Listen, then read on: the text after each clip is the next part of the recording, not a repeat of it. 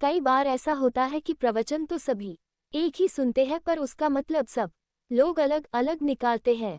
जिसकी जितनी ज्ञान पाने की क्षमता होती है वो उतना ही ज्ञान पा सकता है।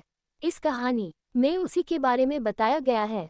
एक बार बुद्ध कहीं प्रवचन दे रहे थे। अपने प्रवचन खत्म करते हुए उन्होंने आखिर में कहा, जागो, समय हाथ से निकला जा रहा है।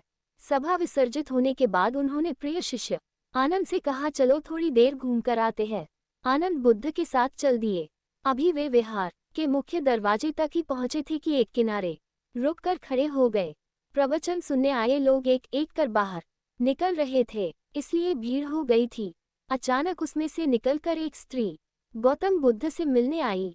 उसने कहा, घर मेरे नृत्य का कार्यक्रम पहले से तय था, लेकिन मैं उसके बारे में भूल चुकी थी। आपने कहा समय निकला जा रहा है, तो मुझे तुरंत वह बात याद आ गई। उसके बाद एक डकैत बुद्ध की ओर आया।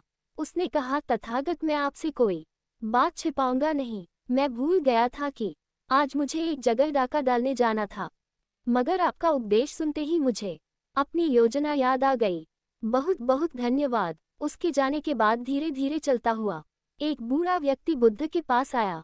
उस वृद्ध व्यक्ति ने कहा, जिंदगी भर दुनियादारी की चीजों के पीछे भागता रहा, अब मौत का सामना करने का दिन नजदीक आता जा रहा है। अब मुझे लगता है कि सारी जिंदगी यूं ही बेकार हो गई।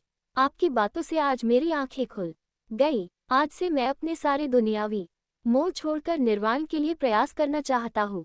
जब सब लोग चले गए तो बुद्ध ने कहा, देखो आनंद, प्रवचन मैंने एक ही दिया, लेकिन हर किसी ने उसका अलग अलग मतलब निकाला। जिसकी जितनी झोली होती है उतना ही दान वह समेट पाता है। निर्वाण प्राप्ति के लिए भी मन की झोली को उसके लायक होना होता है।